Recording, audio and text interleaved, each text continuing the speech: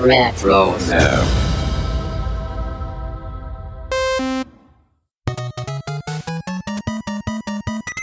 Hello, everybody.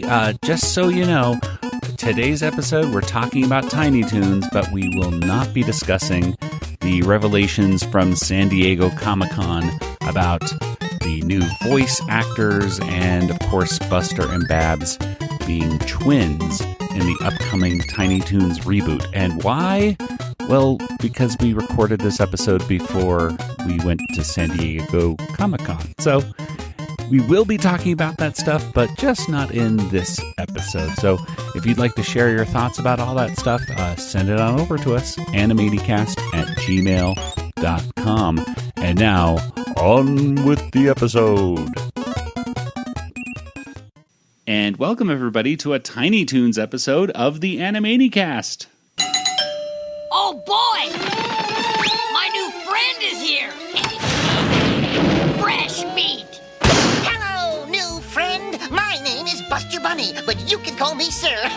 Just a little joke. But seriously, I'm sure we're gonna have just oodles of fun together. So let's say hi and greet each other with a smile and a hearty handshake. I know it's sappy, but a guy's gotta earn his carrot money somehow.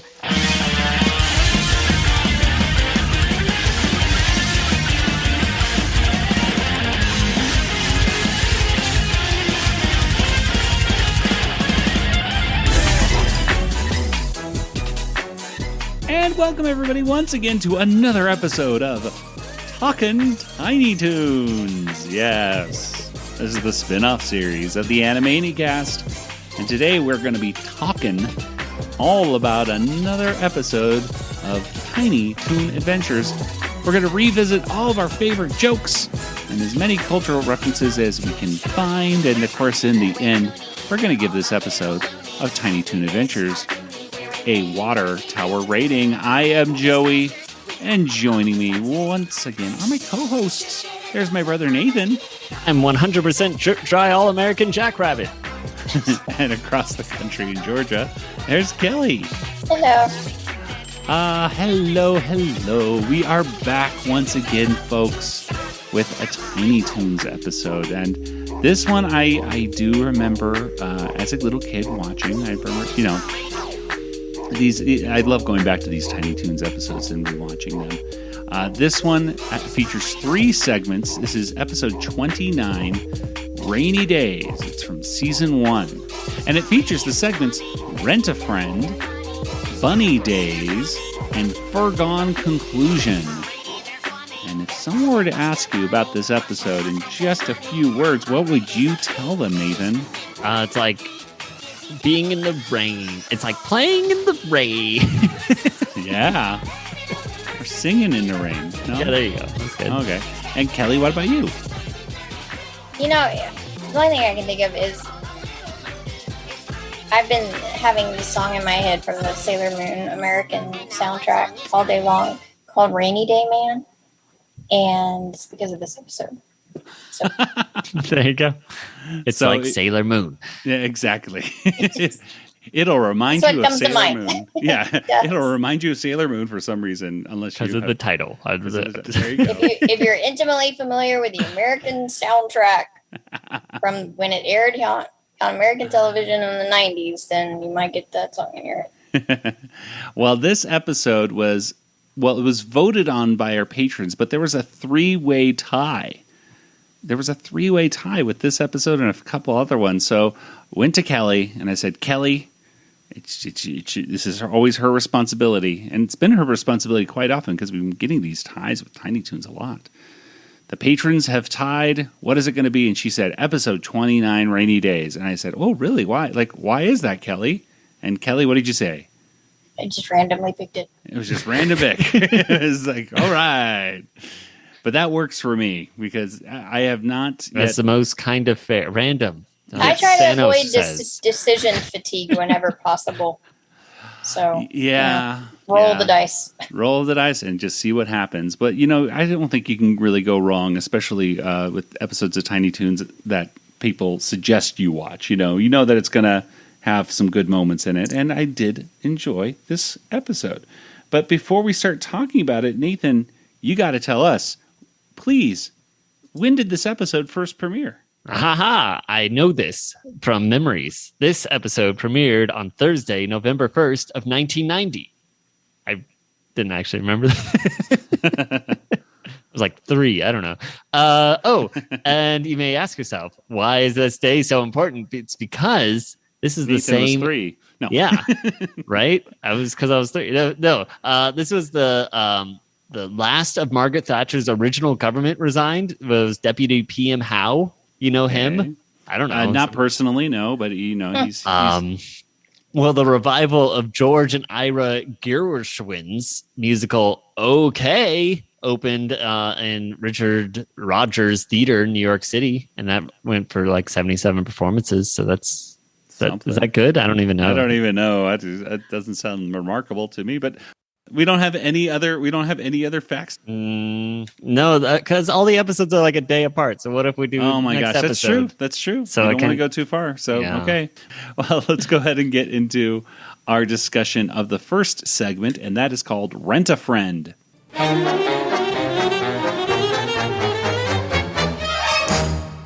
And Rent a Friend was written by Jim Reardon and Paul Dini, and it was directed by Art Leonardi.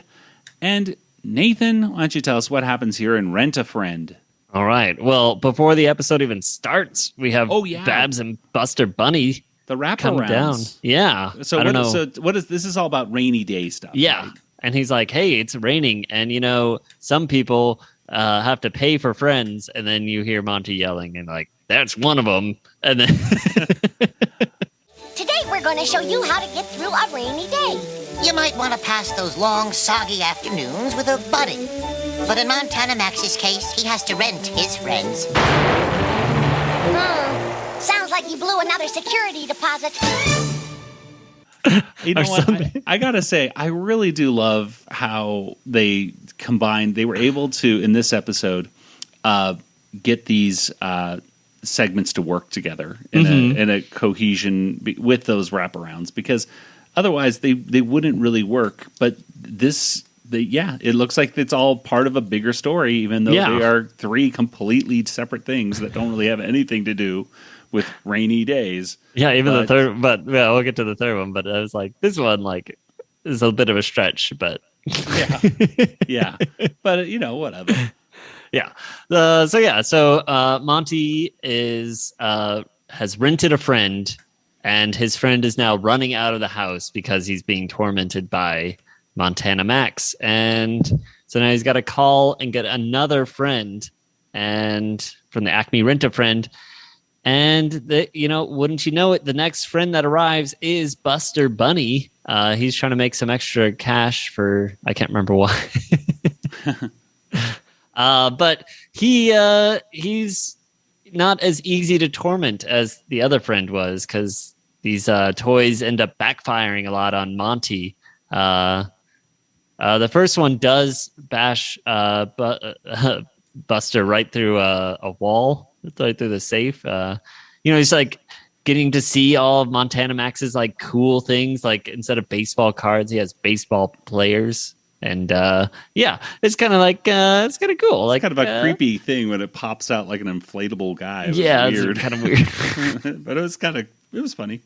I see you found my toy vault. This is where I keep all my best junk. Hey, Monty, what are you keeping here? Baseball cards? Cards are for wusses. I collect baseball players. Whoa!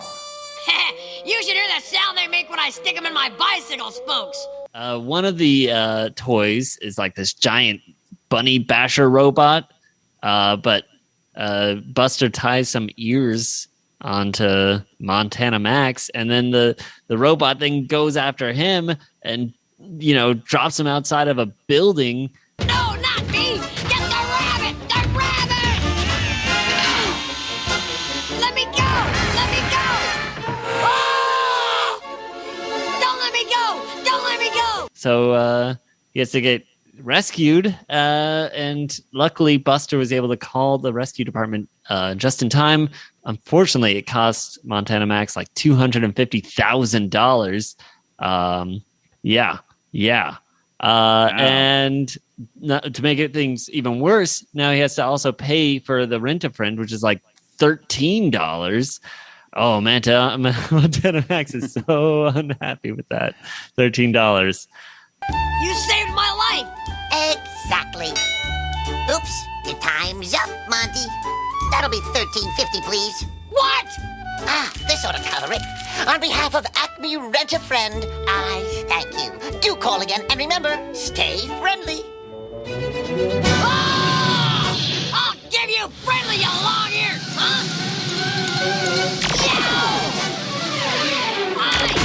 So remember, a true friend will always try to stay in touch. But yeah, there you go. I think he gets shot in the butt or something with a ray gun. I think. He gets chased off by that running gag of the rocket ship thing. That Buster is now. Well, he got even. Because he's reading from his rule book. Chapter 4. When all else fails, get even. I will say Buster really wanted to do a good job in this. Yeah. He really, you know what? He's got a side hustle. Or maybe this is his only hustle, actually. He's a student, and this is his job. But anyway, there were some references to things at the beginning. With the first Rent-A-Friend said, "I'm not an animal. I'm a human being," and that's from The Elephant Man, a movie that I have not seen, or actually about a giant animal, I think. Not quite. No. Have either of you seen the play or the movie, The Elephant Man? Many years ago. Many years ago. Many time. No, I believe Mark Hamill was in the stage production of The Elephant Man. I believe. Not quite sure if he played the lead role or not, but I'm assuming he did. But at any rate, there's also like a Duracell battery parody. I think it says Durasmell when he goes to this robot that's attacking Max because he looks like a bunny, and he opens up the Achilles heel hatch, and there's a Durasmell.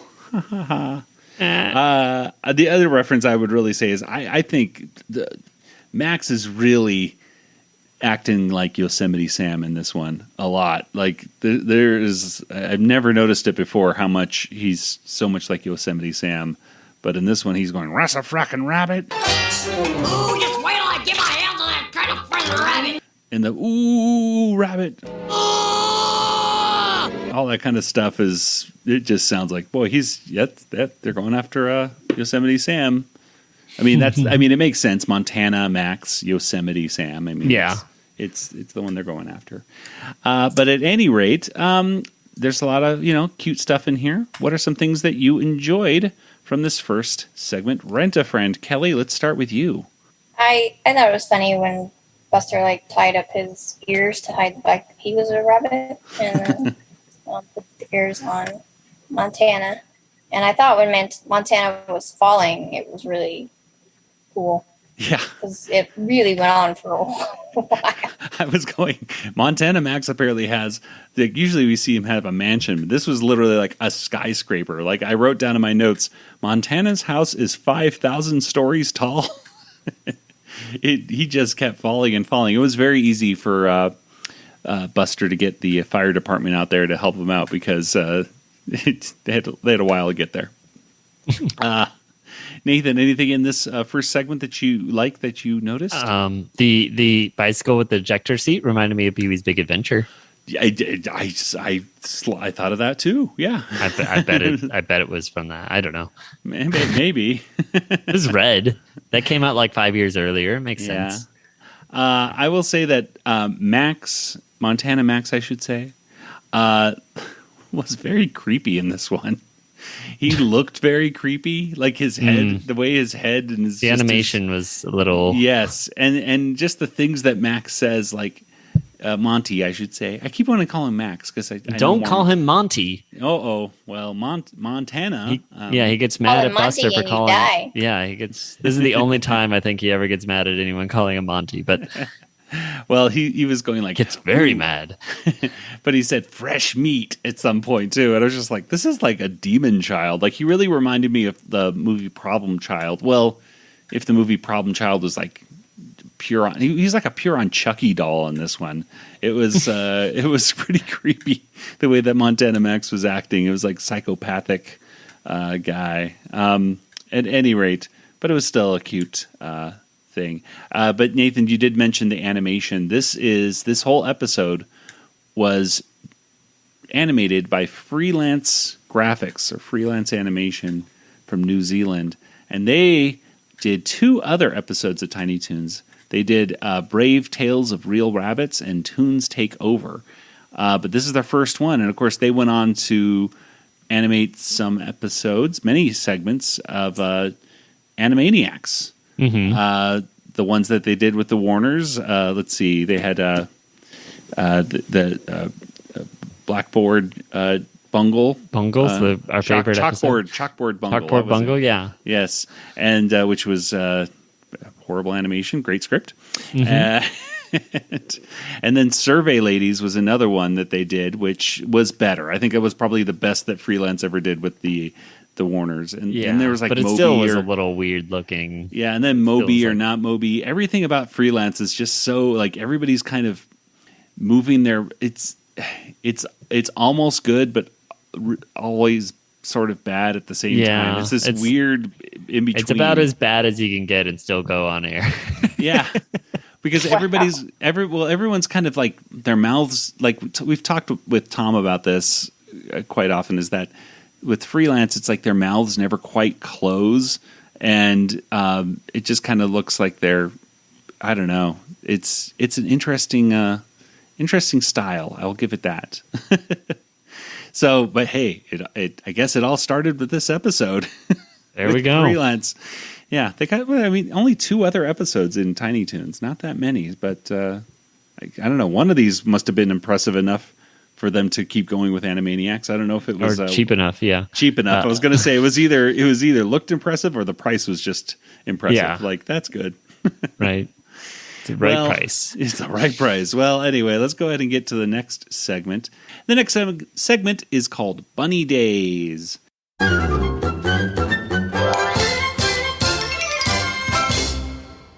And Bunny Daze is written by Barry Caldwell, and it was directed by Art Leonardi once again.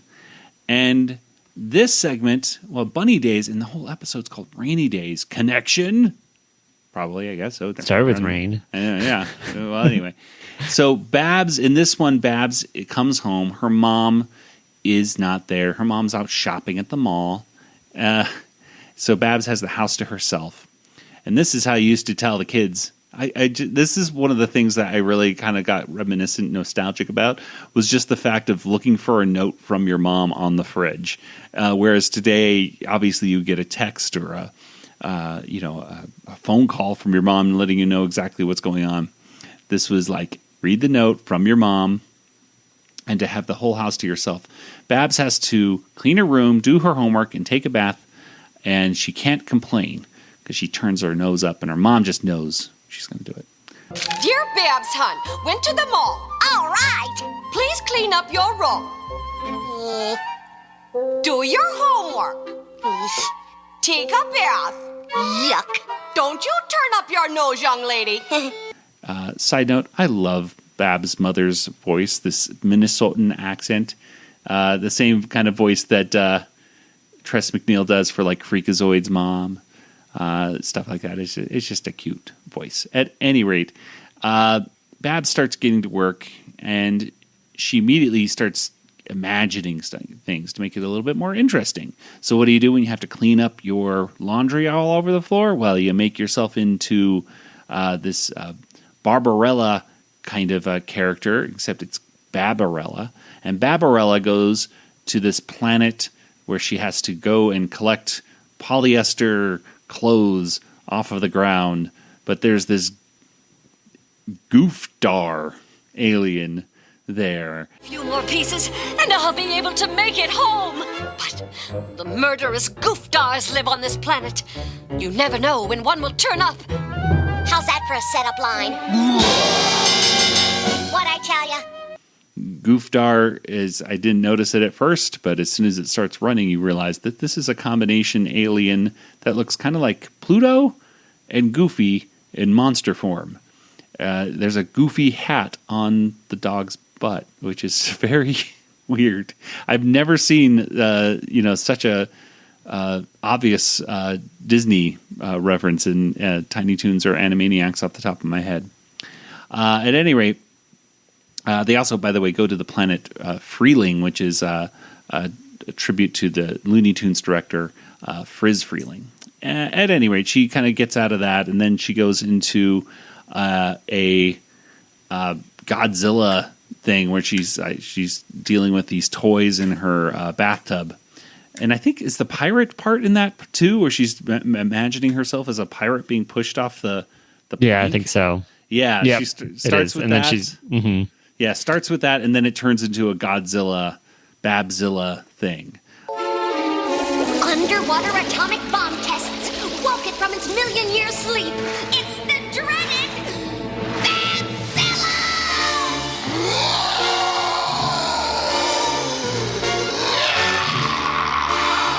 Frank Welker does the voice of Babzilla, which is pretty obvious because it's just, hey, Frank Welker knows how to do those monster sounds. And he also did Sweetie's voice, too, because Sweetie Bird, I think that's her name. I'm not as well versed in my Tiny Toons characters. Sweetums. Sweetums. No, Sweetums is the Muppet. Oh, right? Dang it. At any rate, yeah, the usually is not voiced by Frank Welker, but this, she's doing a pirate voice. So it's crackers voice. Swim with the sharks! At any rate, she gets out from there, and what else did I do? She gets out of the thing, and she then gets sacrificed to the tribes. Oh, that's right. But it turns out. So then she's out of the bathtub and she's in her robe, and then she's imagining herself to be sacrificed to a monster. It's like King Kong, but it's like Tiki Tiki or Kooky. Mm-hmm. I don't know. Let's play the clip. Tiki Taki. Anyway, she runs screaming, and this is some fantastic Tress MacNeille screaming. By the way, really, no. Again, nobody does monster voices like Frank Welker, and no one screams like Tress MacNeille.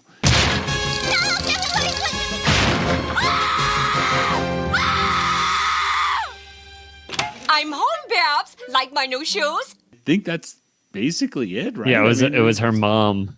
It turned out it was her mom. Her mom came home. That was what was knocking at the door. Not a monster. Ha ha ha. But that's and she never did her homework. All right. Well, I know there was no. Yeah, I wonder if this segment was cut out. Like, I think it's in this. If you are listening, at least on the DVD. No, it was on the Hulu. Yeah, if you listen to the audio right before this segment starts, like after it comes back from commercial, you can hear like a note or two, and I'm not quite sure if that is the message of will be like the last little fragment of Tiny Toon Adventures is now back, but it's weird.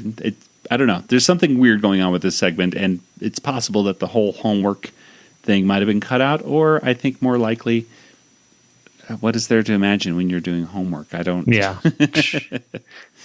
At any rate, there's. I mean, I already mentioned some of the references there with the Goofdar, but the other thing, and Barbarella. The other thing it really reminded me, though, that whole Barbarella thing was that she's wearing these sunglasses that look like Calvin and Hobbes' Spaceman Spiff, which had the little boxy thing with the thing, and I'm not sure if that is a intentional thing or just a coincidence, but I know that because Calvin and Hobbes and Tiny Toons were coming out at the same time, but it's possible. I don't know. At any rate, what did you two think about this segment? Kelly, I'm going to go to you again. What did you see that you liked? That was cute. I always say that. Everything's cute. But like when she gets in the bathtub, it reminds me of when I was a little kid and had like a little boat and stuff and toys and shark toys and stuff. And then I don't know, it's just kind of fun remembering having an imagination as a kid. Yeah, And, I thought kind of the same thing, that it was, if anything, this episode just reminded me about, oh yeah, I used to do these kinds of things as a kid too, which made me like, this was written well. Very much like that. Nathan, what about you? Anything?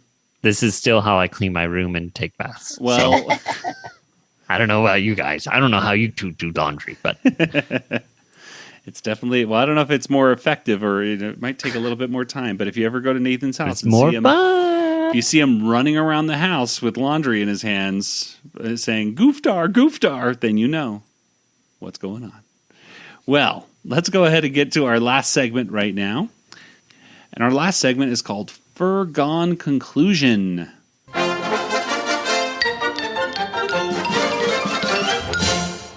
And Fergon Conclusion was written by Wayne Katz and Chris Otsuki and directed by Art Leonardi and Kelly. What happens here in Fergon Conclusion?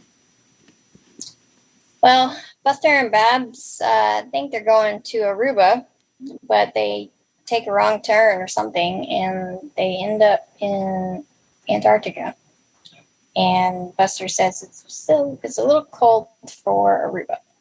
And Babs ends up falling in the water, and because it's like she hasn't realized yet how cold it is or something, and so she just jumps right in and becomes a block of ice because it's Antarctica. It's cold.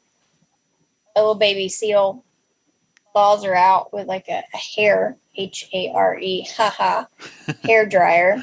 We should make Aruba by dinner time. Then let's motor. Thanks for the friendly flipper, sport.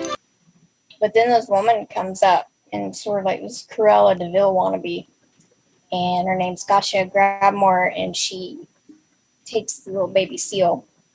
She's gonna turn it into clothing or something, and that's not cool. Don't worry, baby sealskins. Gotcha make you into lovely fur leg warmers. For Budapest Ballet. Gotcha, darling. Quaint little shop, I must say. Buster and Babs disguise themselves as a couple called the Vanderbunnies, and they kind of remind me of the Howls in Gilligan's Island. Yeah, a little bit. I think so. That's probably what they were going after.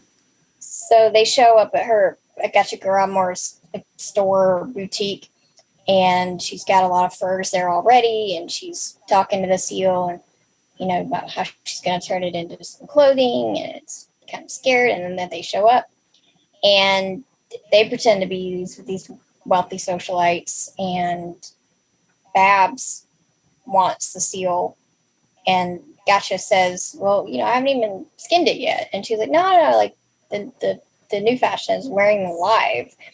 Please step into fitting area, and I'll show your latest fur shipment.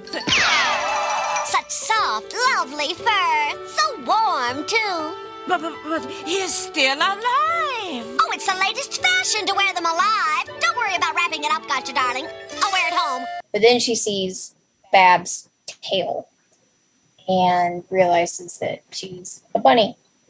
And so she threatens Babs and Buster, and she calls their fur like cheap or whatever. But she says, she'll take it anyway, and she takes her scissors out, and she's gonna start cutting at them, but they run away and chasing each other all around the boutique. Very well. Gotcha will getcha. Dashing through the snow in a beat-up Chevrolet. La la la la la. Buster pretends to be like a cop or something. It says in the summary a Mountie, which I didn't remember it being distinctly a Mountie, but I guess they must have been in the Arctic, not Antarctica, right? Because that would be the north versus the south. Yeah. Sure. I don't know. Maybe. Were there bears there? Because the Arctic has bears, the Arctic right? has Antarctic bears. has. But Mounties are only associated with Canada. I thought that Monty. Something got stuck me on that. That Mountie was out of his jurisdiction, I think. But whatever. Yeah. So anyway, so he says something about her speeding or something like that, and then they they managed to put her on trial, which is a speedy trial. And Gotcha, Grabmore. The court shall read the list of charges. You are charged with pilfering, disturbing the peace, conduct unbecoming a cartoon character, operating without an artistic license, overuse of a bad Hungarian accent, and unauthorized impression of a living celebrity. How do you plead? I am innocent. Ha! Jury, have you reached a verdict? Guilty as charged. she's like trying to put herself at the mercy of the court because the jury's made up of all seals.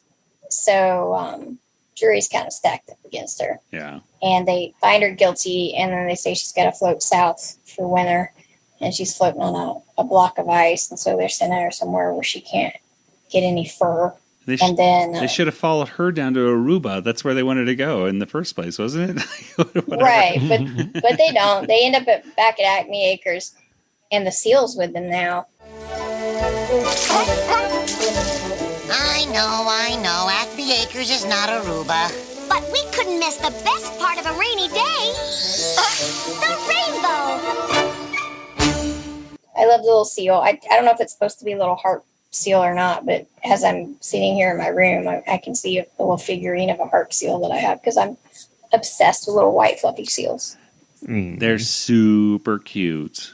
And I think back in the 90s, I mean, Kelly, I remember a big push in the 90s with definitely down with fur coats and especially with baby seals. Like I remember a big movement. And so this cartoon was kind of reflecting that, being in the media about, and it's teaching kids the honest truth about these fur coats and everything, right? They don't just appear. They're killing, in some cases, baby animals to make them. So she's a lot more intimidating, I guess, well, in some ways, than Cruella de Vil, because she wants to kill everything. She's just like, these rabbits, I'll get them, I'll snip them. And she has a great catchphrase. That gotcha's gonna get you or whatever. Gotcha. Yeah. And they turn it back on her. Turn it back, yeah. But anyway, and this is her first appearance, by the way, in Tiny Toon Adventures. She later came back for this episode. I don't have it on the tip of my tongue. It's a whale one with the baby whale, and that one got the Humanitas Award, I believe, for Tiny Toons. And I think she was trying to get in that episode. It's been years since I've seen it. Like she's trying to get oil from the whales to make perfume or something like that. And that one, yes, that one's an award-winning episode. And we'll have to do that. It's called Whale's Tale. It's the 45th episode of Tiny Toons. So, and at first I was like, who is this voiced by? Because I was like, is this Tress MacNeille doing this Ava Gabor or Zsa Zsa Gabor kind of voice? But I looked at the credits and I didn't see the name. At least maybe Joan Gerber. I didn't see her in the actual credit, the title card of the credits. But Joan Gerber, is the voice, and so I had to look her up when we were talking, and she just passed away in 2011. It looks like, but she had been doing voices since the late 50s here, and a lot of them were just kind of like additional voices here and there, but I think the one that most people would probably recognize her from was in the original DuckTales. She was she was Mrs. Beakley in that. And so, she has quite a resume, and including, even though she passed away in 2011, on IMDb it says that she voices some characters in a cartoon in 2020. So apparently that one was in development hell for a while. Matthew and Ophelia. Or they could have just used some. Maybe. She voices audio. 3 characters: Mother, Rock Number 2, and Pinocchio in Matthew and Ophelia's Wonderful World of Fun TV series. So I don't know. At any rate, speaking of Scrooge McDuck, I forgot a reference in the first segment with Montana Max. He was, I think, reading the paper, and he mentions a Scottish duck gets roasted or something like that. And I did not get it at the time, but that was yet another Disney reference to Scrooge McDuck. So there you go. We got a couple Disney references in this episode. But what did you two think about this last segment here of today's episode? Nathan, let's start with you. I thought they did a clever way of combining it with the rainy days that they're like, oh, it's raining outside. Let's go to Aruba. And then like cut to Aruba. So yeah, it was cute, good way. And then, yeah, it was an interesting, fun villain where she's sometimes smart and then still stupid, Yeah, like an intimidating kind of character. She doesn't she was able to recognize that, oh, you're tricking me, and then but not for the child thing. But yeah, I love that. I love the rundown of the things that she's found guilty of, and one of them being that she's doing a bad impression of a living celebrity. I like that. That was a good charge. Although I thought I liked her impression. I thought she was really good. I was just looking up the meaning of Antarctica, and it means no bears. So just really. Funny. Yeah, that's what I was saying there. I was like, but no, is it? And Arctic is, means northern or towards the bear. So they need to make a song called "There Are No Bears in Antarctica." Yeah, and that's true. There are no bears in Antarctica. But yeah, near the bear and the streets is are paved Arctic with snow. And it comes from Arctos, which means bear. Well, there you go. See, you know what, folks? We try to teach you something. Random, stupid facts. Some sailors just like, oh, there's a bear. Let's call this bears. And then they go to the other place like, oh, I don't see any bears. No bears. No bears. The bears. Antarctica. No bears. Okay, well, let's see. Any other things in this last segment, Kelly, that you forgot to mention that you liked? No. Well, in that case, you know what that means. It's time to get to our water tower rating.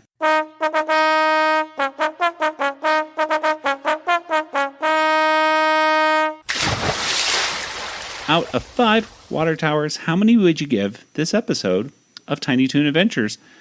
Kelly, why don't we start with you?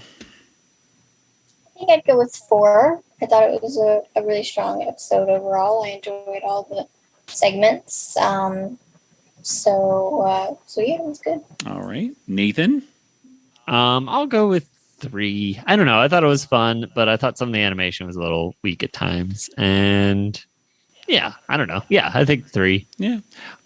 I was going to go with 3 after I first saw it, but it's super cute. I think this is one of the cuter ones. Is it one of the funnier ones? No. Is it one of the best animated ones? No. But you know what? It's hard for me to go lower than 3, certainly, on a lot of episodes of Tiny Toons. There's one that I remember really hating when I was a kid, and maybe we'll get to that one eventually, but I'll reveal which one I disliked so much.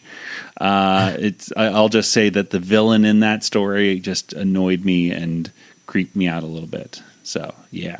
If that's a hint for anybody. At any rate, I'm going to go 3.5, right in the middle of you two. So, there we go. 3.5. Water towers from me. Well, let's go ahead and get to some contact information. Kelly, where can people find you online? I'm on Twitter, Yoda Princess, YODAPRNCSS. Nathan, are you on Twitter? I am on Twitter. Django FT, that's me. Well, the Animanicast is on Twitter. Yeah. What? Yeah, we're on Facebook too. We're on Instagram and YouTube. And a bunch of other things. Nathan and I, by the time this episode comes out, we would have just been to San Diego Comic-Con. And hopefully, fingers crossed, gotten a lot of cool audio as well. So, you know where to go for that, folks? Over to our podcast network, retrozap.com. You can check out our adventures over there. So we're a proud member of the RetroZap Podcast Network, and RetroZap has fantastic articles and podcasts every single day that you should check out. And if you like our show and you love Animaniacs, then you should be a supporter of our Patreon. Over there, we have not only bonus audio featuring commentaries with Tom Ruger, but bonus audio of us doing stuff. And if you become a patron in the $15 or $20 levels, you will get signed Animaniacs or Tiny Toons trading cards signed by the creator of the show, Tom Ruegger. Wow. Just getting these Tiny Toons cards in, and they look super, super cool. So I in fact, I almost don't want to advertise them off because I want to just keep them for myself, but I can't. Nathan, you're muted. That's okay. But I was trying to lip read Nathan, but I couldn't do it. Okay, well, at any rate. But anyway, at patreon.com/Animanicast is the place to go for all that. So, I think that just about does it for everything. So, for Nathan and Kelly, this is Joey saying, good night, everybody. Good night, everybody. Good night, everybody. This podcast is not endorsed by Warner Brothers or Amblin Entertainment and is intended for entertainment and information purposes only. Animaniacs, Tiny Toon Adventures, Freakazoid, the Warner Brothers logo, all names, pictures, and sounds are registered trademarks and or copyrights of their respective trademark and copyright holders. All original content of this podcast is the intellectual property of the Animanicast unless otherwise indicated. What do you mean no one else wanted to be my friend? Really? No one? No one at all? But why? Hey, they all receive generous medical benefits.